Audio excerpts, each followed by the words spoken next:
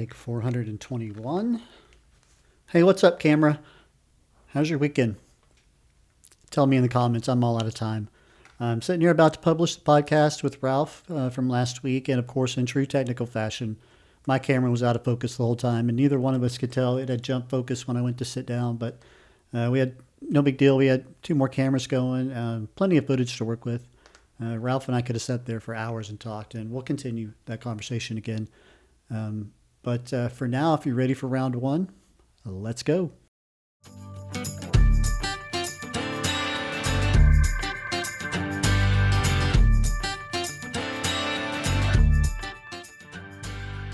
So I have no idea what I'm doing here.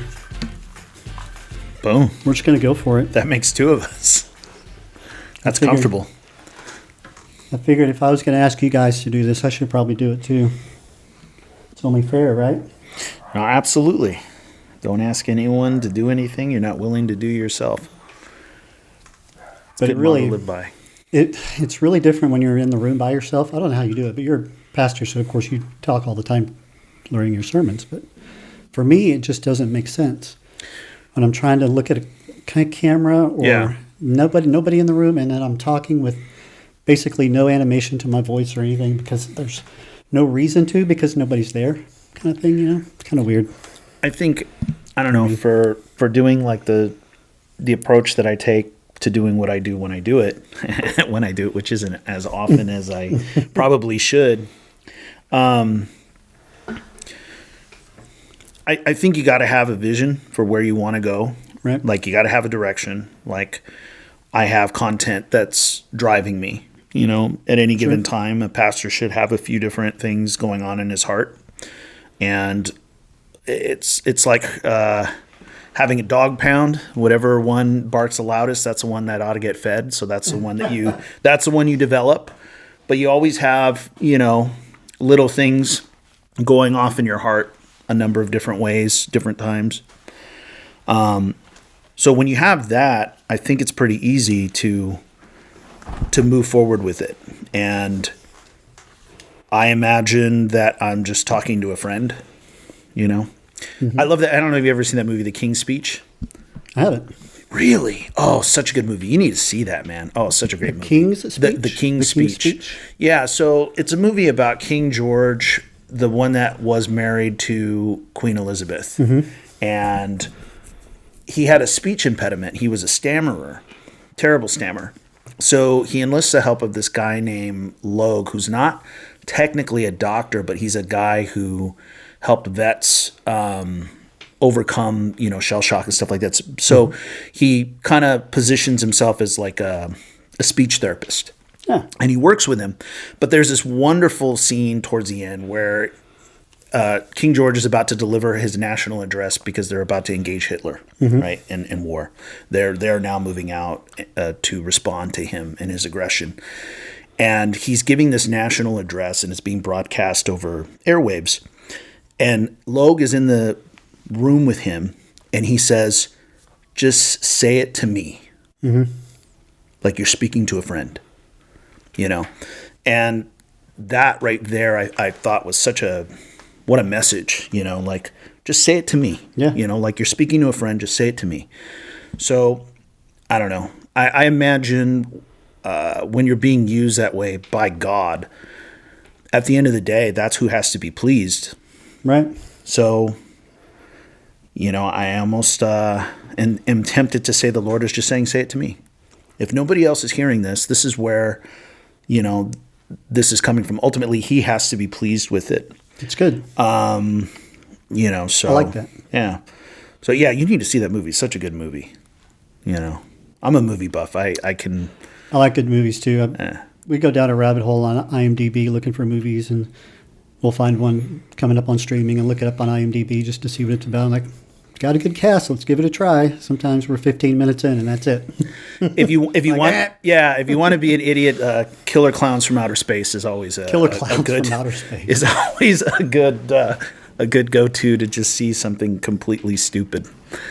Like I got up this morning, had coffee, worked out, made chorizo, did the whole thing, and then I hit that wall somewhere in the mid-afternoon, early afternoon. I was like, oh, now I'm kind of... Yeah, I have an addiction to coffee now, I guess, is my problem.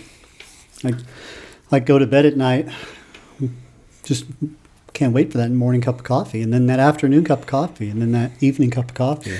You know, there's something probably wrong with us. Yeah, I have a ritual now, and then it's after all the coffee is done for the day, then it's my Topo Chico. Yeah, see, Topo Chico is also one of those things that you can just continually imbibe, so... I think we're good on levels. I can turn that, take that off now. Okay. Yeah, and then it's hot tea at night before I go to sleep. Nice. And all of that replaced alcohol. So, hey. Can't complain there, right? I'm wondering if I want to jump on Dana White's program. That whole 10X Health. Have you seen any of that? Guy named Gary Brecka. I want to say he was like a statistician. He bills himself as a biology guy. I don't know, biologist. And his whole thing was like, I want to say he worked for life insurance companies. So he could predict your death based on, your lifestyle, what you eat, all this other data, right? He could say, hey, you're going to live this long statistically. I mean, that's their business, And I think he gave Dana something like 10 years or something like that after he did his workup, his blood and all that, and gave him a program to change the way he was living. Dana had a bunch of other like sleep apnea and all these other things going on. And I mean, I don't know if you've seen him lately. The guy's got 6-pack abs. He's in his 50s. Wow. And he's like in the best shape of his life. He's saying, obviously there's an angle with supplements and all that kind of stuff too. Yeah.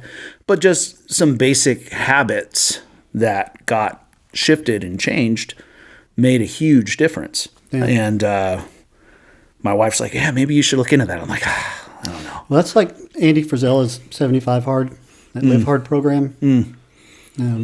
It's a discipline program, basically. Jennifer did it. Like getting rid of sugar, refined sugars? And all that, it's a discipline where you have to work out twice a day for a minimum of 45 minutes, and one of them has to be outside. Oh, wow. Okay. Regardless of the weather. There's a tornado coming, and it's 11:30 at night or 11:15 at night, and you still need to get that 45-minute workout in. You better go outside the tornado to work out, or you have to start over again the next day. That's some Goggins stuff right there, yeah. And then you have to stick to a diet plan, and then you have to read a minimum of 10 pages of nonfiction a day. Okay. You have to weigh yourself every day, and you have to take a picture of yourself every day. Oh, wow. If you forget any one of those things, you have to start over on day one. Oh, wow. If you forget to take a picture of yourself, you have to start over. If you forget to weigh yourself, you have to start over. If you don't read 10 pages, you have to start over. Oh, wow. And even Andy Frisella has said that he's failed it a couple of times because he forgot to do a workout once when he was on the road. He woke up the next morning ready to get after the next day and realized that he'd forgotten to do his second workout, so he had to start over. Yeah, I don't know if I'd be able to handle that. Yeah, she did it. She did it once and knew she was going to fail the first time because Gabe's wedding was coming up. And it's kind of hard to stick to that plan during a wedding. So she just knew she was going to have to start over, but had already gone 30 days into it and then started over again. That's wild. On July 5th, and then made it through 75 days. The minute I'm told I have to do something that way, I'm out. Yeah. You know? Well, we don't like being told what to do. No. It's a problem with authority, maybe. Yep. Yeah, probably, absolutely. Yeah. How does that work with God? Yeah, that's a tricky one. It's it is. It's hard to submit to authority when you don't want to. No.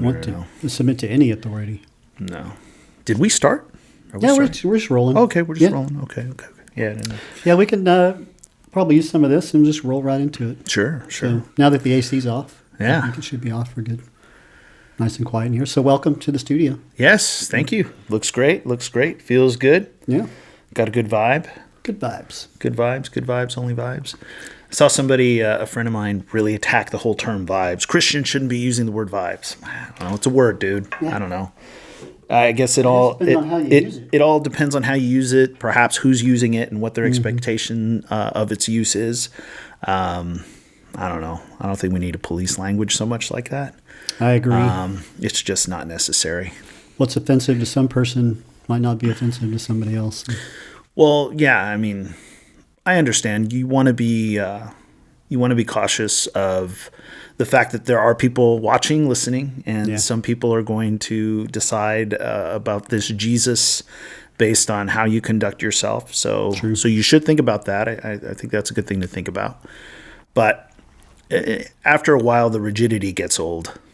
It becomes a performance, and then it's no longer authentic. Then, I'm curating everything it is that you're seeing to somehow satisfy this group of people. Like I saw, I don't know if you saw the whole Kat Von D thing. You know Kat Von D? Yep. Okay. Yeah. Yeah, she just got baptized. Yeah. What a progression, right? Pretty amazing. When I saw that, I was like, wow. That's incredible, because I used to watch LA Inc. and all those shows. And she was on another show. I remember before she even had LA Inc., there was another thing where she was a lot younger. She was a new artist at the time. Looked very different, didn't have the fame or celebrity status that she would get, much later. And then it was like a year ago, somebody said something like she renounces witchcraft and all this. I'm like, okay, everyone's like, wow, cool, applause, that's great. And then she moved out of L.A. Yeah, left Los Angeles, sold the store. The City of Angels, by the way. Yeah, the City of Angels. Well, there's a whole nother story on that. Fallen angels? Fallen angels, perhaps. But she, and then we see this thing, she gets baptized. And then she did a video a few days later. And what was sad about all of that is she did it was like a 3-4 minute video.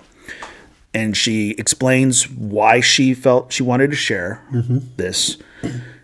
And then she said she was surprised at who was offended and who gave her the most trouble for sharing this expression of her faith. And it was Christians.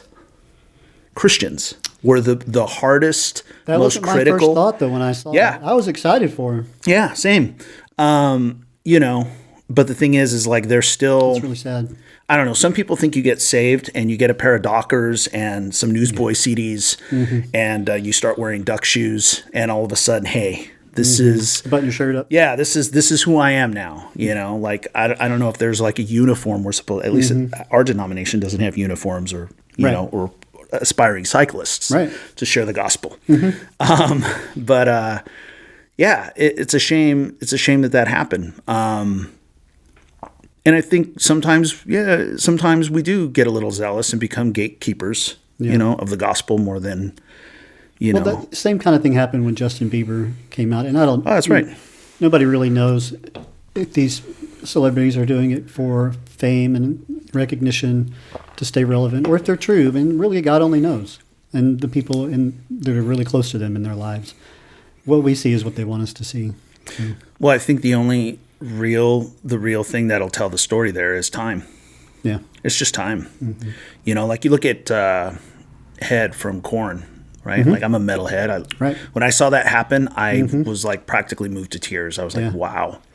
And I remember Maynard from Tool wrote an open letter making fun, mocking at that. And I thought that was not cool. Yeah. But Head's still out there and still serving God.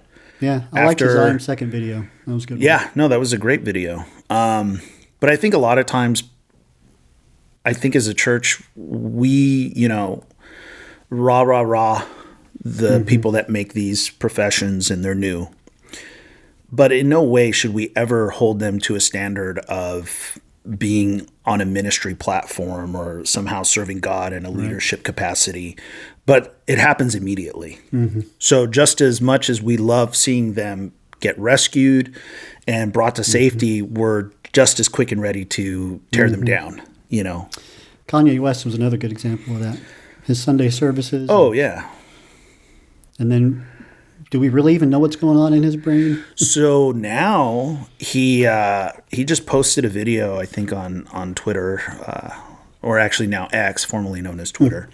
I saw Twix is what I keep hearing it referred to. What is it? You have the Twix? left and the right. Yeah. You know how you share a Twix with somebody on your left or somebody on your right. And so somebody coined that phrase. That's actually pretty podcast, good. Someone better trademark that fast. Yeah, I think it was Serge on Timcast IRL that said that first. No, that's brilliant. That's a great assessment. He shared a clip of some new music he's hoping to release soon, and no Jesus and anywhere to be found in that. Just completely the opposite direction.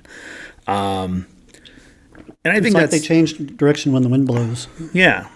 Well, I think what happens is you get this pressure placed on you. I think that's undue. Like the whole Kat Von D thing, like for her to get hammered the way that she was by, the church, not cool. Those people need to be nurtured and given a lot of grace. But with their celebrity status, automatically, it's like they're instantly platformed. Yep. Right. I saw the same thing with like Papa Roach. I remember being in the gym, and I had like a Pandora, and anyone listen to Pandora anymore. I had a Pandora playlist going, and I heard this song, and it made me think of this Christian artist named Manvswld, who does like rap rock. It's good stuff.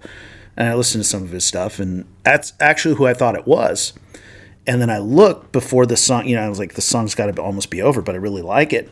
And I look, and it's Papa Roach, and it was a song called Born for Greatness.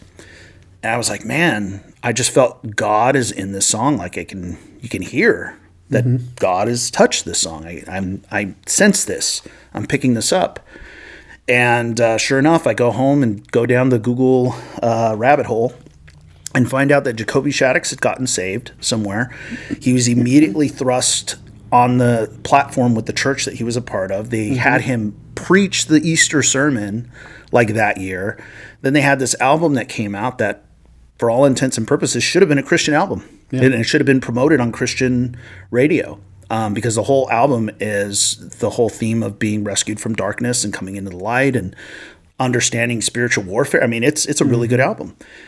And so you see all this bright flare of activity with him, and then you see live clips a year later, and he's cussing again, and he's doing all. Now, he stayed off the drugs. God helped him with that, and he's sober for a long time now, and seems like he restored his relationship with his wife, and his family's good, but he still maintains that rock and roll rebellious look. He has to give this persona to satisfy his audience. Right, his following. Yeah. We just saw them a few weeks ago with Shinedown and in San Antonio. And yeah, every other word in between the song is MF this, F that. I'm like, bro, come on. Yeah. You're Papa Roach. Do what you want. Who cares? Like, well, they're reaching a certain crowd. I mean, I guess you kind of have to, I don't want to say walk the line or walk the fence on salvation, but it has to be relatable to the people you're trying to save as well, I guess. It's true. It's true. My whole thing is like, okay, you can't use being authentic to wash away some of the commands of Scripture. Like we can't negotiate our way out of that, I don't think. Yeah. But at the same time, you don't need to have this performance. Like I really do feel like there's a good policing of the church culturally, at least within itself. Right. Well, this person that's not Christian enough. Well, they should be doing this, to satisfy this group of people. I don't think that we're going to have to answer to God in the end with all this. And that I don't think that's going to look the way some people think, you know? Yeah, we only have an idea of what it's going to be like. Yeah. It could be completely different. Yeah. Well, I think in terms of, the Facebook, I hate, this is going to sound funny. Some people really believe Facebook is a ministry. Yeah. It's not a ministry. Yeah. It's a platform. It's a platform, but it's not a ministry. Right. Ministry happens with what your wife and kids think about Jesus based on how you demonstrate that and live that out. That's ministry. Because until it actually touches real life, it's not ministry. It's words. Yeah. Like I have a friend, haven't talked to him in a while, but he's a missionary guy. He's got works established all over the globe. And I remember speaking with him many, many, many years ago. And I was just planting a church out in Los Angeles, and he was asking me, he goes, do you share Jesus with a lot of people, out there in your life? And I was like, well, yeah, what do you mean? He goes, well, he goes, after being in ministry for so long, he goes, eventually all the people I'm around are in ministry. So all my friends, they're other pastors, they're other ministers. They all have all these different hats they wear, but it's all within the church. And he goes, after a while, you start living in a bubble. He goes, I don't know if my dry cleaner is going to hell. He goes, I don't know if, the person I see at Ralph's grocery store, you guys don't have Ralph's out here, but out in LA, it's a big thing. And I haven't received a dime. So, yeah, there you go. Dad joke. The kids are out there with pitchforks and torches. They're clicking off the YouTube right Yeah, now. they just lost the whole Gen Z. Can't show that one to my friends. Nope. So anyway, he was just, decrying the whole thing that happens when you get into this bubble. And after a while, no one is allowed to come in. And that's how it goes. It becomes this protective little shell where you're in an echo chamber. You never get to talk to people who share different views or people that aren't in that milieu. And I thought it was interesting that, especially somebody just starting out in ministry, to hear somebody who had been already at that point, probably 20 plus years with established works, to say, I don't really share Jesus with people in everyday life He just anymore. assumes they're already Well, saved, or he just doesn't have time. He just doesn't do it, and I think that that's crazy to me. And I don't mean that it's critical, because he's doing fantastic work, and there's people being won in some of these countries where the gospel is not welcome, and he's made some great inroads in there with them, and so he is doing great work. But I think at the end of the day, ministry, real ministry, a lot of people, leave it at the platform and think, okay, well, that's for the pastor, that's for the worship leader. No, it's for all of us. And it's meant for all of us to go out into the world. It's with everybody. The dry cleaner, the person who's poorly bagging your stuff at HEB. Poorly bagging your stuff at HEB. Or, They don't do that at Ralph's, do they? They bag everything to perfection. Yeah. Well, actually, they banned plastic bags over there. So I don't know what they use. I think that Austin did too. you pay for it, and you just awkwardly stare at each other for a moment and say, But all the plastic packaging and all the food in the grocery store is okay. well, there's And for your produce and meat, there's a guy get all named the plastic you want. Yeah, there's a Just guy- don't carry it to your car. In plastic. there's a guy named Tom McDonald, and there's also memes, like you see a paper straw wrapped in a plastic wrapper. That's like, okay, we did it. Congrats, everybody. Yeah, we saved the planet. So, speaking of California, there's a good segue. Tell me about growing up in California. Growing up, what I remember. Well, I was born in 1978, so I got to live through what would be my opinion, the greatest decade in American history. The 80s. The 80s. Yes. Yeah. Had a full on cigarette smoking habit by 10. Nice. No, I didn't. Actually, I started at about 12, actually. No, it was just a different time. So, I'm Mexican, not a good Mexican, but we grew up in an area that's largely populated by Mexican, and pretty much a little melting pot in the San Fernando Valley, city of San Fernando specifically. It was good. It was a neighborhood. Everybody kind of knew each other. There wasn't a whole lot of outsiders coming in. Everyone had been there for generations. I lived right across the street from the elementary school that I went to. Okay, that's convenient. Yeah, for the most part, life. Got a park right across the street. Life was pretty small in the sense of there wasn't a whole lot of venturing out into places. Like everything, everyone's family lived within a few miles of each other, so we would see everyone all the time. But yeah, like the overall feel of that, and my dad, he's a good guy, but he's a Vietnam vet and wasn't the most affectionate. So we kind of had this, holy fear of him. He's only about 5'8", he's not that big, but when you're a kid, your dad is like 8 feet tall. At least how you imagine him. Especially if he can be angry. Yeah, indestructible, this little Mexican Hulk. And he's just jacked too. He'd never worked out. He was just a construction worker, so he was constantly active. Constantly picking things up. So he's pretty jacked, and he just he could be a terror. So you didn't want to mess with that guy. When you started smoking at 12 years old, is that when you started playing music? No, that happened maybe a year later. No, You had to get a year's worth of nicotine? Yeah. I did the same stupid things most 12-year-olds start discovering porn, discovering cigarettes, alcohol. Yeah, I had a friend that would go stay the night at his house, which is funny. I have a buddy, a very close friend, who's like completely against all sleepovers. He's like, think about it. Every bad thing you've ever been introduced to was at a sleepover.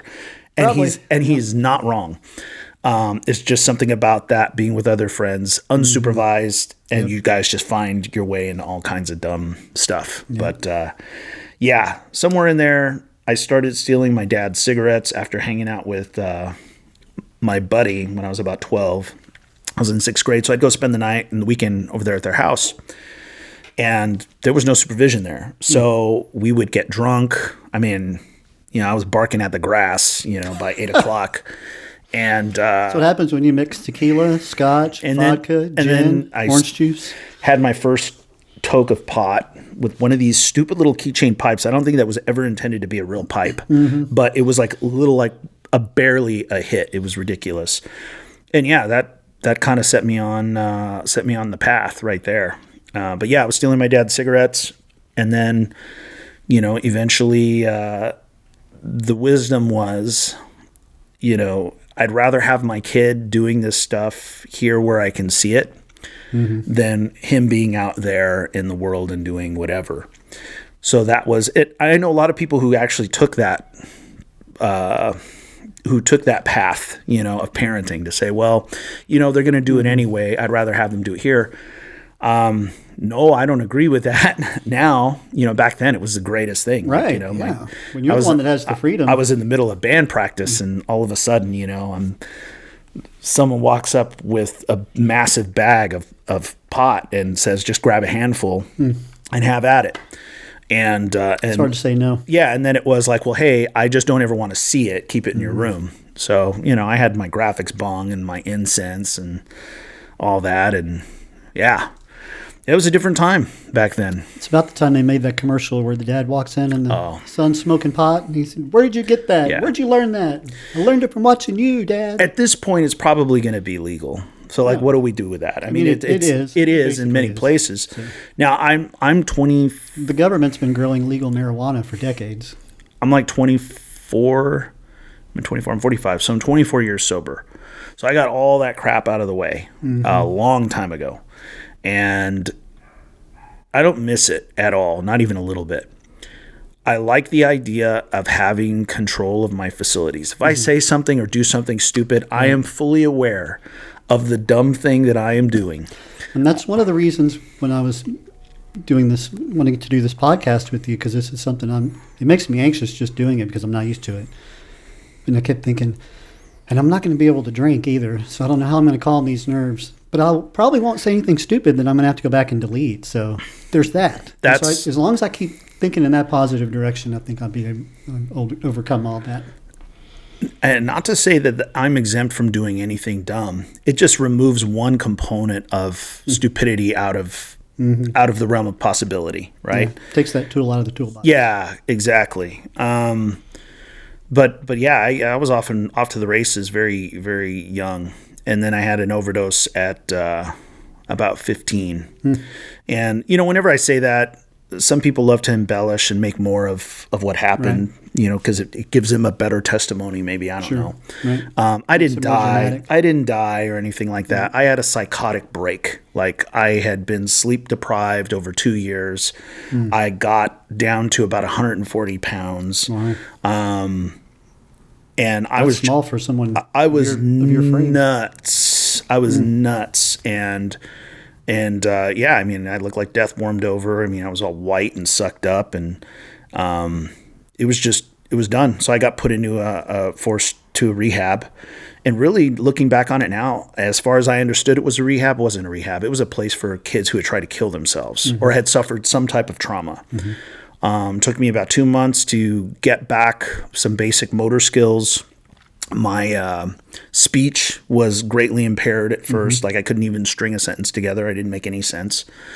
And to be honest with you, at that point, I was actually mad at God. Like I wanted to be dead. Like, why didn't I just die? Why do I have to, make this way back?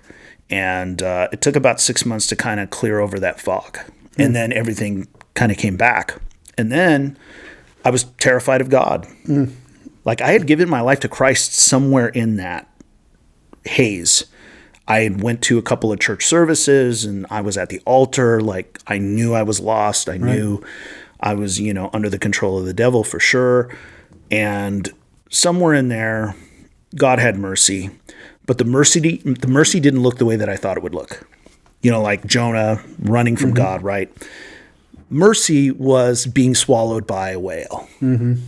Like nobody ever thinks that the mercy package that God is about to introduce into your life looks like this easy thing that God's going to do and it's going to look like comfort. Sometimes it looks like hell.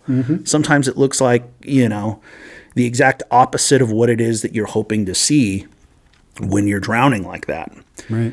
But the author of salvation doesn't listen to us or take advice to us in terms of how he does what he does. So, So I get delivered from that. And then right out the gate, at 18, I emancipate and get a GED or whatever. And then I hook up with ex-porn star, and I'm with her for 3 years, and that was stupid. From 18 to 21? Yeah. Which is probably what most single guys out there are like aspiring to. Oh, this wasn't that kind of thing. I mean, she was a lot older than I was. She was in her 30s and I was like 18, and it was just insane. Just dumb. So I made a lot of dumb decisions. I knew the devil thought you were making smart ones. I knew I was called to pastor or respond to ministry at a very early age, about 19. But I didn't do anything with it. And I got to go through a few years of making really stupid decisions. But in all of that bad terrain, I figured out what I wanted, I knew what I wanted in a marriage partner. I knew what I wanted my life to look like for the most part. I had a vision for it. So after goofing around with all that, I eventually said, okay, I got to put up or shut up. Either I believe what God is doing or I don't. So, I went abstinent. I didn't date, didn't do anything. And, I ended up doing like 90 meetings in 90 days at, I was set up by a girl I had dated previously. And, I thought I was going to hook up with her, and, I was just getting back into the meth, and it turned out to be an intervention. So I ended up with 90 meetings, 90 days. And good for her. Yeah, no. Great on her. And honestly, that saved my life, having to make a commitment like that and to keep it. Which is something I developed throughout all that because I didn't understand that. Like I hadn't even done my first load of laundry till I was 16. That sounds kind of silly, but I didn't understand commitment or following through on things until I ended up in the group home, until I ended up being, taken from my family. It was like one of the hardest things that had ever occurred in my life, but at the same time, it was the best thing, absolute best thing. And, I learned what it was to finish and to commit to something and to work hard for something where it was never required of me before. No one had ever asked me to do these things. Your siblings, are they younger, older? So it's funny. It's like we have two different families in the sense that there's a 10-year gap between my older siblings, between me and my younger brother. So there's a 10-year time span there. So they had a very different set of parents than me and my little brother had. Theirs was, my dad was the coach of the baseball team, and he was also a boxing trainer. So my older brother, great boxer, could have maybe went somewhere with that. Had more time and commitment be given. And then my sister, who's the oldest, and they had a very different experience growing up than my brother and I did. I think by the time we came around 10 years later, I think there had been a fatigue maybe in parenting. And I think, alcoholism, had a greater hold on the house, and then drugs came in, and, it was just a downward spiral from there. So like we lost the house I grew up in when I was about 14, and we were homeless for a while. So we were moving, from place to place, sleeping in the car, sleeping in friends' trailers, sleeping in garages and things like that for a while.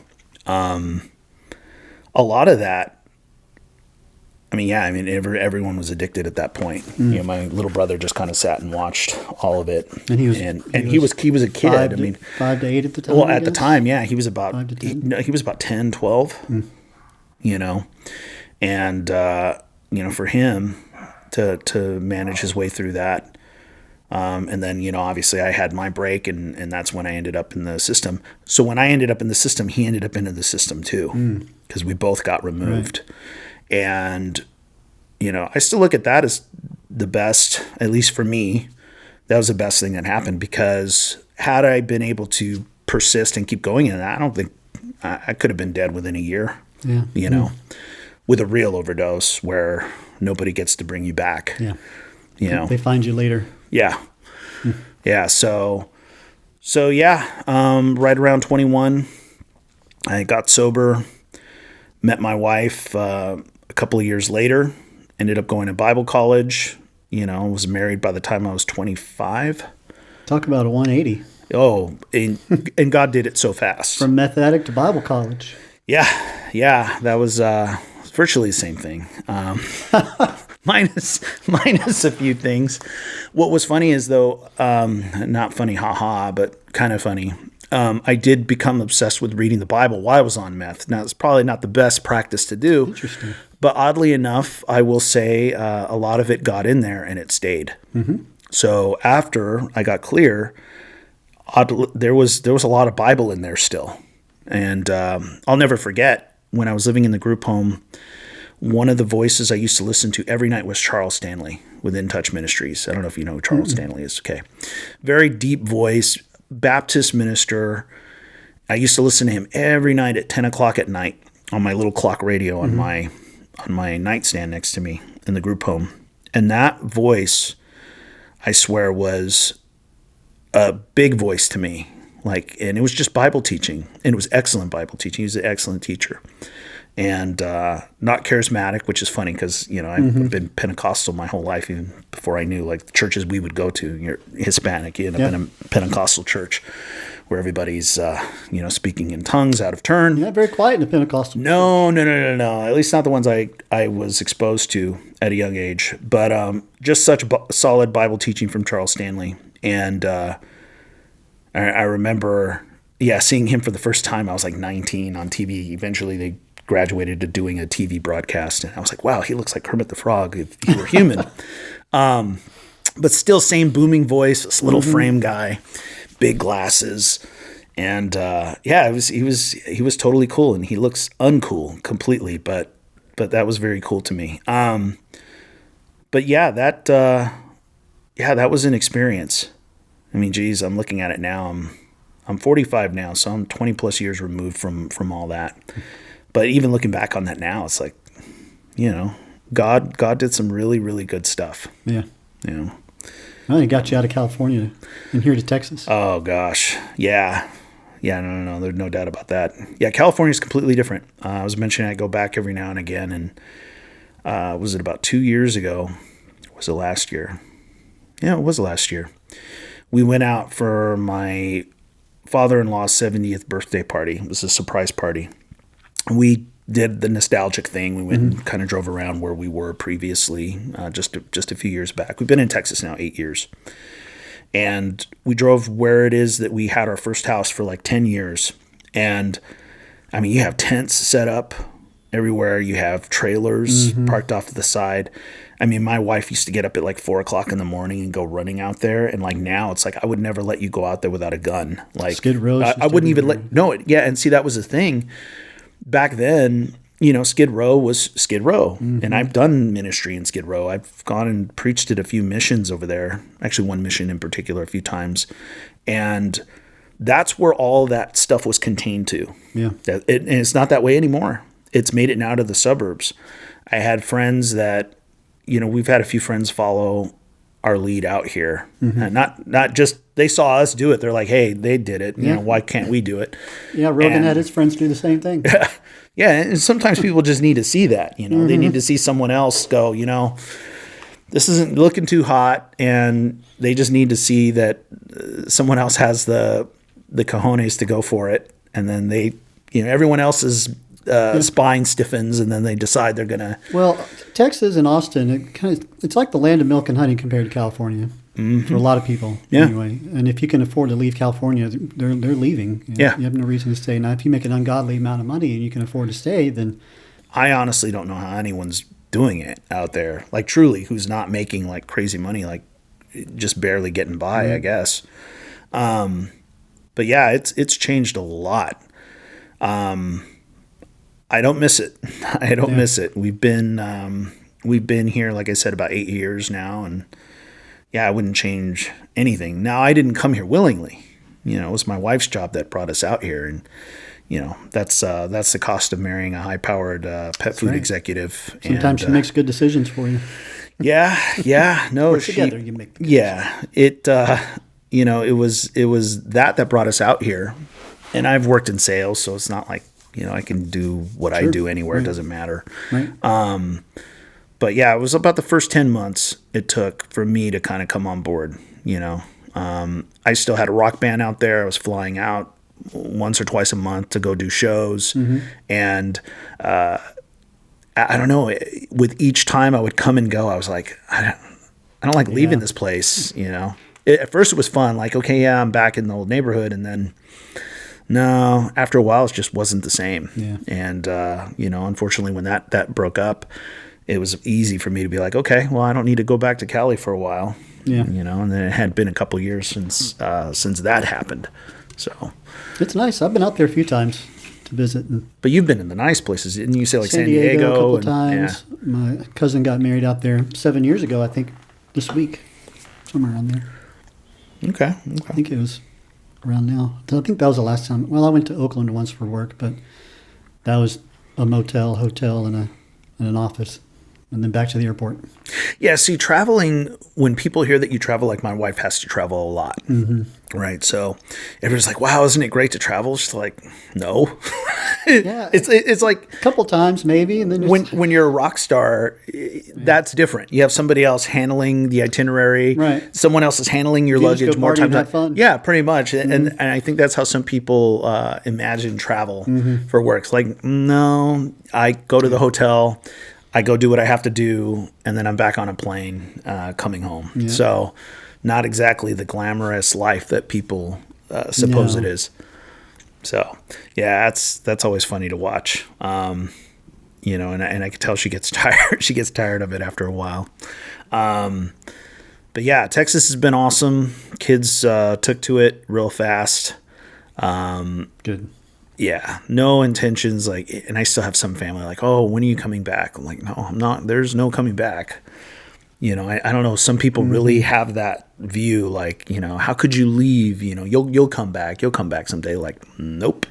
Not there. No. I mean, geez, after being here, now I want 100 acres in Montana. Right. I mean, you know. That's where my other cousin, the sister of the brother, got married in San Diego. She and her family just moved from Las Vegas to Montana. Oh, wow. So, from Vegas. How long were they in Vegas? I guess all of her adult life. She went to college up there and then married, so 15 plus years. Oh, wow. Okay. Maybe more, 20 years. And what drove the move out? They were in Henderson at the time. Okay. They wanted just to get out of Vegas, get out of the city. get a bigger place and change of environment, rehab seasons. Like it just snowed there. It's funny how that changes. Like even coming to Austin, we lived in Lakeway for the first 3 years. And then after being there for 3 years, we're like, we don't have any like real sense of community. I don't identify with the people here. Nothing wrong with them, but you start craving that rural experience. I want something a little more wide The open. Norman Rockwell style, you know. I don't know Old if it's town, country. Is it an life. age thing? I mean, I don't know. I mean, I grew up I think so. Unless you're used to living, like if you grew up in New York City, you're probably used to living in chaos and noise and traffic all the time. You can sleep with an airplane flying right above your head. Well, yeah, in California, at least where we're from, okay, so you have ghetto birds, right? You have the helicopters going by. You hear sirens. I mean, because somebody did something stupid, and yeah, that's just the soundtrack to life. After a while, it just becomes white noise. You don't even notice it. It's just there. It's just there in the background. I like the white noise to be birds chirping. Yeah. Yeah, see, I don't even notice them anymore. What was funny is the first time I heard cicadas, that scared me. Like I was wondering, what is that? Why is It's like that an happening? alarm's going off. Yeah. You can't figure out where. But I wondered if coming I from was everywhere. like, if I was just cast in like the new Predator movie, like I was like, what is that? You know, it really scared me. So now I'm used to that. Now when they're out, I don't even know that they're there. And until I get somebody around me who's not used to it, and they're like, hey, what is that? And I go, noise? Well, yeah. It's either the cicadas or there's a nuclear bomb coming. Yeah, there's One of the two. Something's happening. But yeah, living out in the country now, and it's even funny to say it's country because I still have a HOA. So I still have people telling me what I can't do on the land. But yeah, it's a lot quieter, and it's nice. Although I will say, recently we've had a lot of like fighter jets like flying in formation over. Like I don't know if they're flying to Fort Hood or.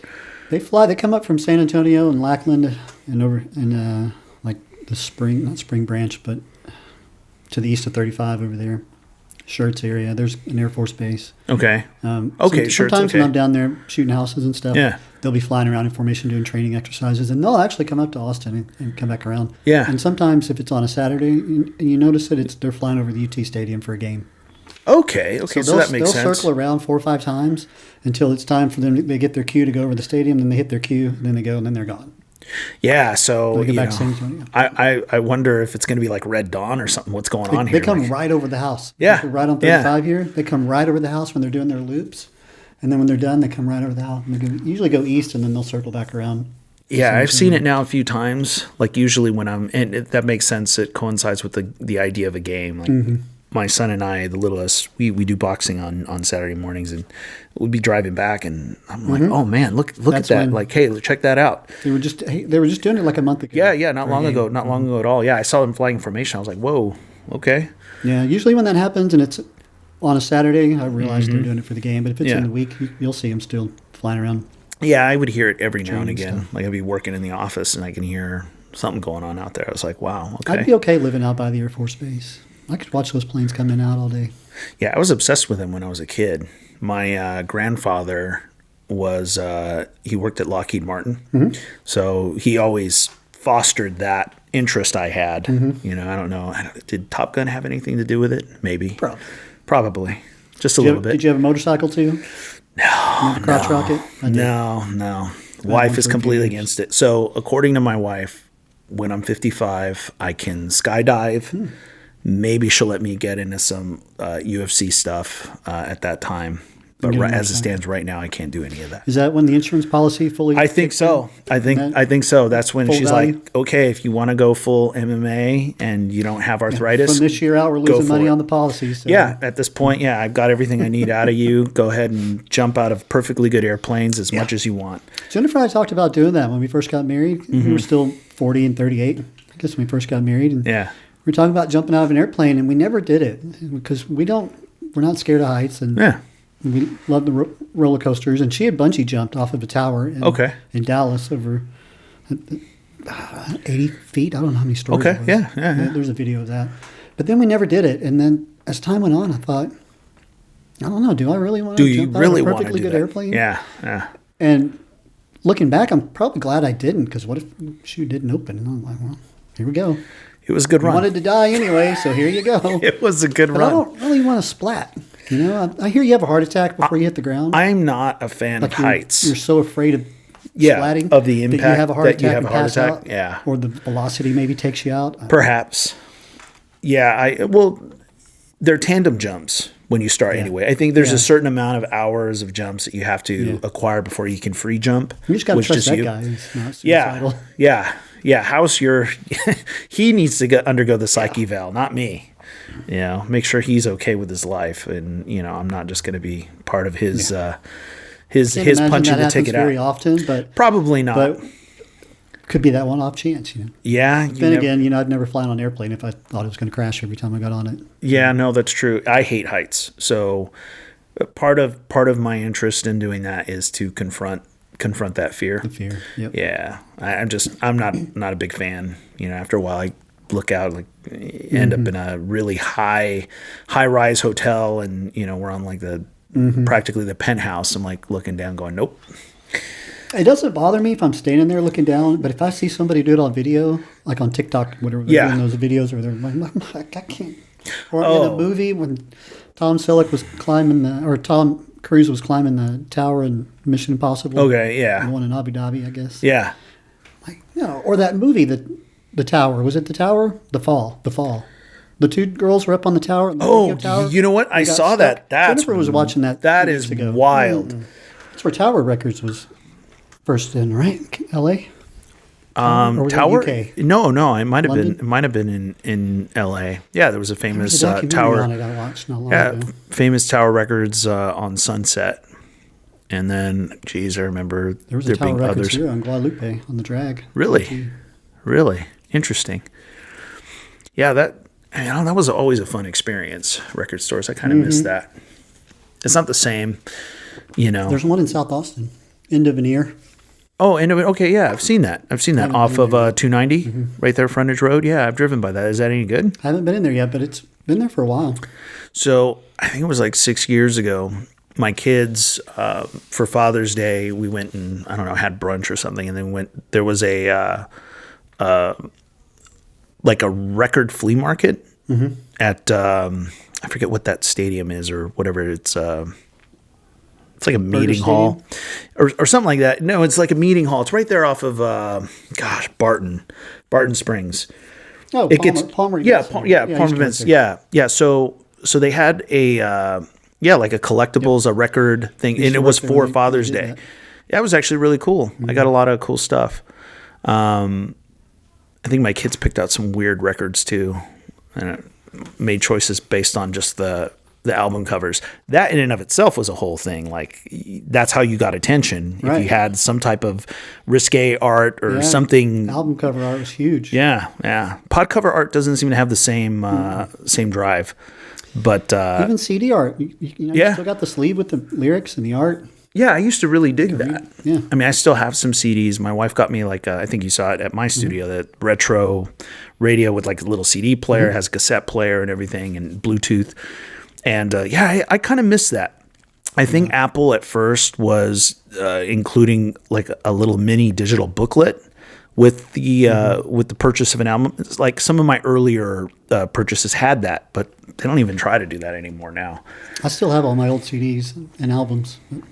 It's not the same. I mean, it's convenient to just click a button. Sure, it is. And rewind and hear it again and not have to wait for it to rewind like a tape. Yeah. There's something about recording the top 40 on a Sunday morning and then getting home and remixing it into what you thought was your own top 40. Yeah, and then that was your mixtape.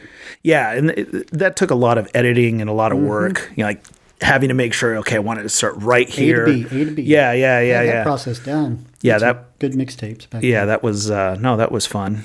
And that was always like a labor of love. Like you only did that for people you really like cared about, like, or if you were doing something for a party or whatever, like, hey, like I made this tape, or your girlfriend, yeah, love songs. Yeah, here's a great song by Suicidal Tendencies. It really makes me think of you when it comes on.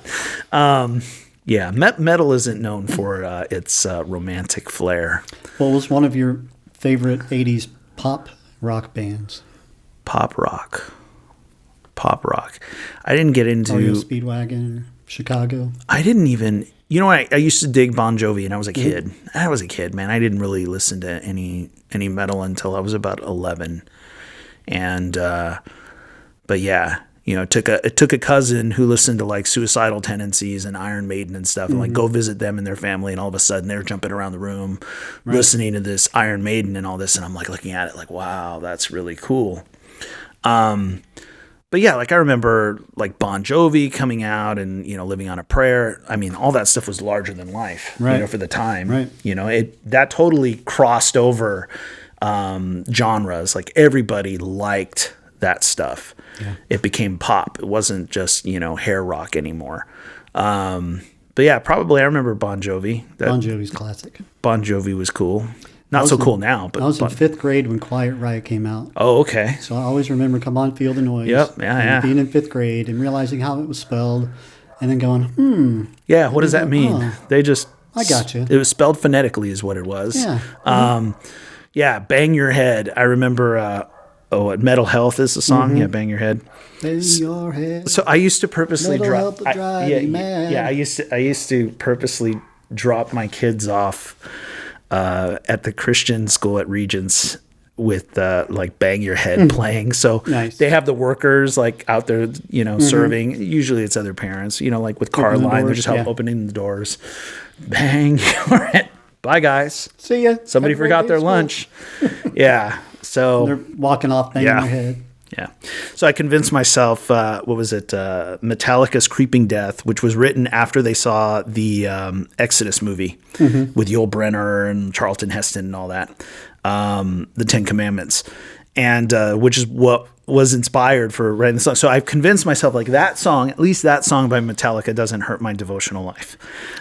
So I can listen to this song and I'm still right with the Lord. And it's still, within the realm of acceptability because it's making me think of the Exodus and the Passover and all that good stuff. Yeah. Is that right or wrong? I don't know, but I still like it. I still enjoy that. That's one thing. I mean, I've been waiting and my wife has been praying, I'm sure, for many years for me to be delivered from like the love of like metal music. It's not going to happen. She doesn't like any of it?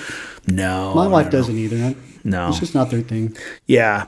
So I listen to a lot of country when I'm with my wife, but even that has limits. Yeah. Like if you're going to play something like Thomas Rhett or something, then just throw me out of a moving vehicle.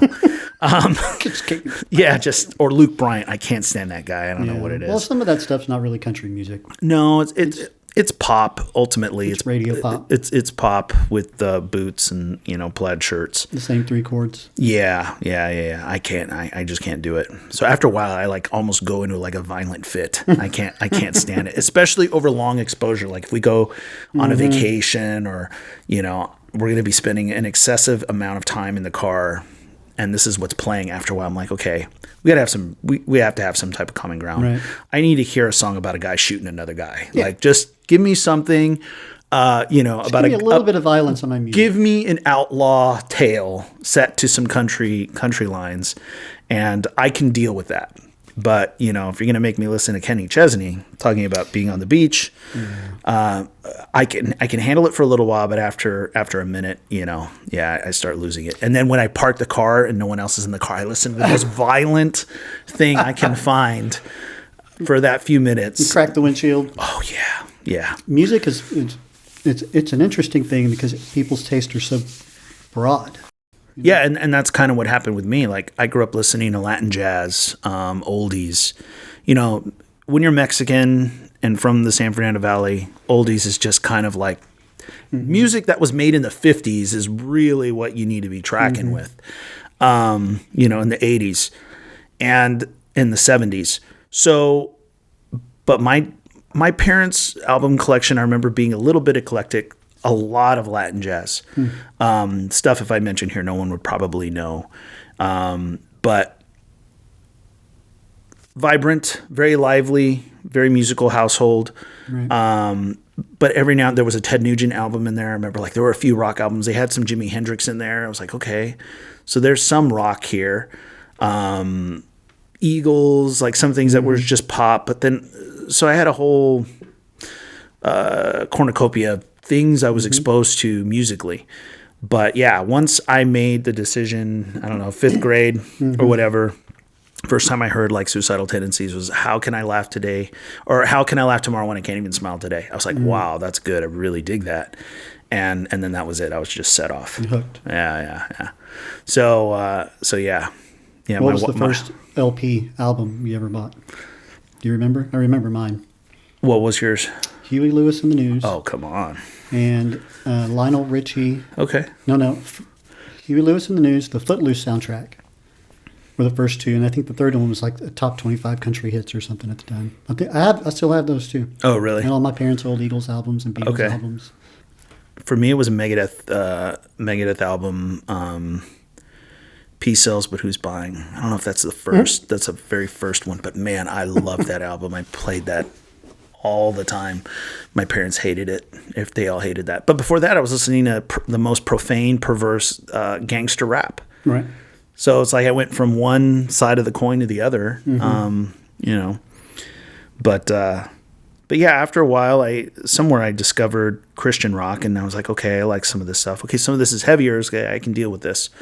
And then all my favorite bands like just disbanded over the years. I was like, okay, I didn't really like anything else that was out there. And then watching some of the people that I liked previously get saved in these bands, and they're trying to make it as artists. Like Head from Korn had a great band called Love and Death, and man, they were really good. It sounds like Korn. And he's not trying to do anything different. It's just the spirit in which he's doing it is pointed upward and to the glory of God. Well, and his psalms have probably changed. Sure. But, music is an interesting thing. I remember seeing something with, what's his name? The author of Purpose Driven Life. Rick Warner. So I saw him in a little excerpt, and it's 100% right. He's like, he goes, Christian music, he goes, the whole idea is a farce. He's something to the effect, which note belongs to the devil? Is it the D? It's the diminished. Which chord belongs to God? Is it the G chord? Like, it's all done in the spirit of what it is you do, and what it evokes out of you, right? So I listen to a lot of stuff that's not Christian in origin, but what it evokes out of me is what matters, right? So if I'm listening to something that, makes me reminisce about drug use or being high or drunk or parties and living a certain way, okay, yeah, maybe that's probably not conducive to my life right now and to what it is that God may be requiring of me or honoring to God. But other stuff I listen to has a positive message to it, but it didn't originate from the house of God, I don't have any conscience. But it originates from a child of God. True. A human has to interpret what's in their heart and soul and mind and put that on paper and into music to make it make sense to somebody else. So I guess it really just depends on if their heart's in the right place. Yeah, I think it depends. The context really, in a lot of ways, comes from the listener, not from the author or from the creator. Like you can hear certain things with a certain set of ears, just because of who you are at the time, right? You can hear something 10 years ago may not have the same significance as you hearing it today. Or hearing something now, like if I would have heard this 10 years ago, that I don't even know if I would be able to hear it. Like I wouldn't pick up on this. So much of that has to do with the hearer than it does the one who's putting it out there. But yeah, I still love metal music. I can't take it. I can't help it. It is what it is. But when I got saved, I didn't get a copy of God's Not Dead and a pair of Dockers and the duck shoes and everything, just to come full circle, like we were talking about that earlier. You didn't get ladies knocking on your door with casserole? No. But some people reduce the Christian life to that. It's it's just church attendance, my small group, and whatever the latest Hillsong CD is, which I don't even think Hillsong has the same cachet that they did 10 years ago. Yeah, they've all moved on, basically. I started watching, I don't know if you've seen that, the Hillsong doc. Mm-hmm. Did you see it? Yeah, we have a copy of it. Okay, I just started watching it. I'm down to, I think, the third installment right after Carl Lentz, and then they're focusing on Brian Houston. I still look at that as a significant movement in church I'm thinking church of something history. else. We have the documentary of their concert tour. Oh, the I concert haven't tour. Okay. seen So the 3 or 4 documentary part is critical of them. It's not in support at all. And it's always funny listening to that stuff. Like I listened to the Rise and Fall of Mars Hill. I don't know if did you hear that? Okay. I remember the fall. Abuse. He's back too. Oh yeah, he is. Abusive leadership, Mark Driscoll. I like him. Is he perfect? Did he do some dumb things? Yeah, absolutely. They're all human. Is he everyone's cup of tea? No. You know, do I agree with the majority of what he says? Yeah. I think most people would agree with what he shares. They may not like the way that he says it. Right. I think that's part of people's disenchantment with him. But like the whole thing with the Hillsong stuff, largely it's focused on Carl Lentz and like that whole debacle. I don't know if you know anything about that. Caught cheating on his wife, this and that single-handedly dismantled the whole thing in New York. Very sad to see. Don't rejoice in that at all.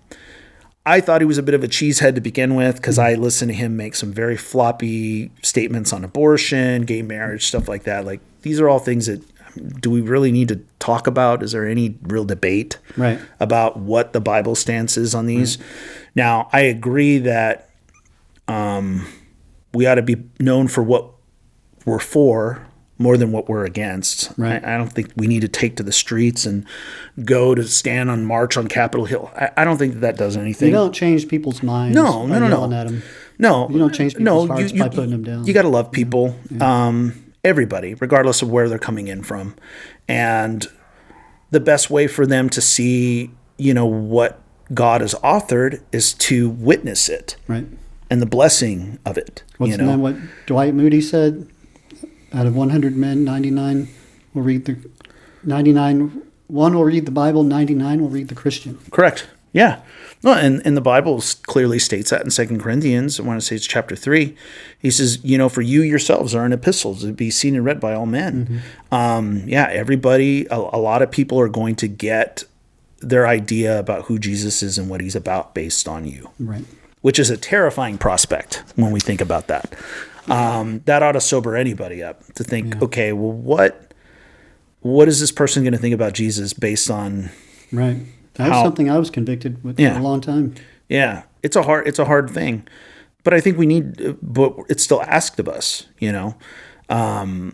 it's crazy, but yeah, it comes back to what we were talking about earlier about, ministry.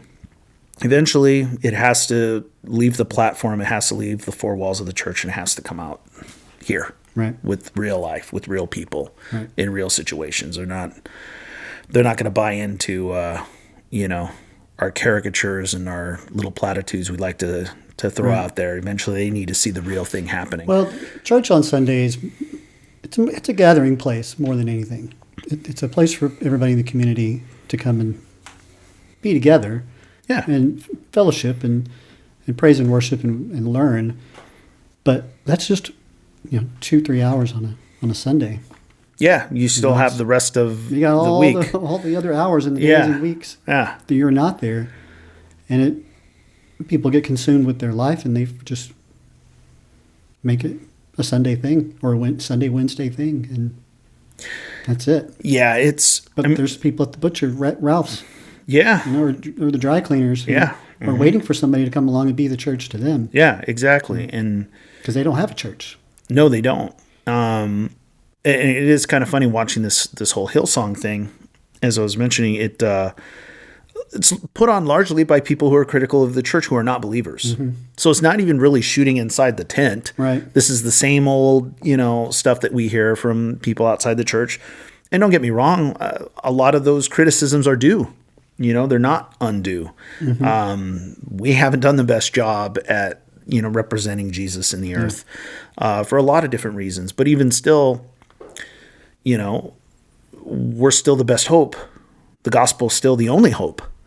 And it's hard to get that put across when you have all of these, you know, moral failings and things like that. But at the same time, it's the most human thing you can see.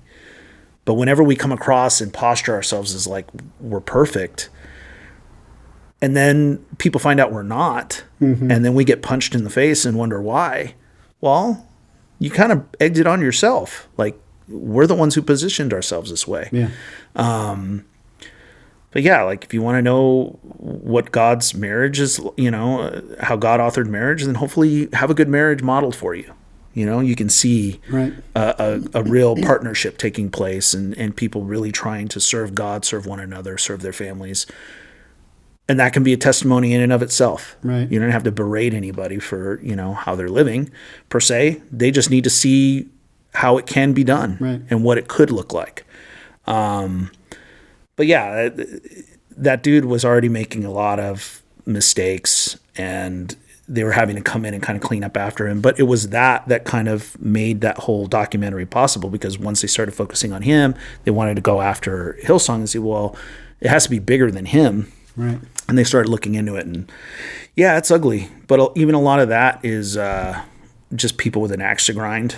Like, I kind of felt that way with the rise and fall of Mars Hill. Like, you listen to people. They want their gotcha moment. Well, people. See, Christians are terrible people. Yeah. Well, not only that, but even the people that participated in, you know, the making of those installments, a lot of their lives were changed for the better, and God had done tremendous things.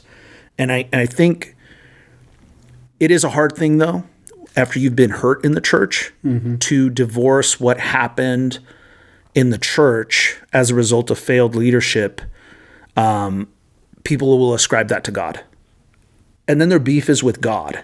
Right. Which is terrible. I understand that. I've been hurt in the church too, just like everybody else.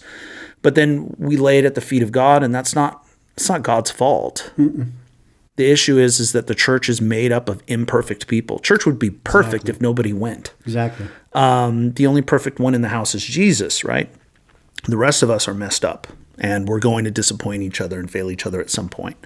And pastors are not immune to that. Oh my gosh. People think they are, or they should be. And in a way, yes, they should be held to a higher standard, and probably have to work even harder to avoid those kind of temptations than the normal person like you and I. If we go to work, it might be easy to separate, you know, those temptations. But for pastors, they're constantly involved in people's emotions and feelings and counseling. And I feel see how it can be harder to avoid those temptations. And it is true. It is true. But I think some of that is self-induced. Like those a lot. Driven. Yeah. No, a lot of that I think is those are all self-inflicted wounds. Right. It's too much. They end up putting on themselves things that God never put on them. Or they allow people to put on them things that don't belong to them. And these people don't have a right to put that on them to begin with. And eventually the devil works harder on pastors too, I believe. Eventually they implode, you know, because they're burdened with things that aren't theirs to carry. Yeah. You know, everyone kind of creates themselves to be these supermen that aren't real, that don't exist. I think he absolutely works on leadership. He absolutely works on leadership. You know, strike the shepherd and the sheep scatter, right? And a lot of times that is what happens. It is unfortunate, but people get hurt in the church, and you know they blame the pastor, they blame God, and then they're not in church anymore. And people get hurt at Walmart. Yeah, but they still go back. Yeah, they still buy from them. Those rollbacks are still still worth you know, the Walmart experience. Yep. So yeah, interesting time to be alive. Yes, it is. So. All right, well, we're gonna have to wrap this up, or we're gonna keep talking forever. Yep. But thanks for breaking me in. I think that helped a lot.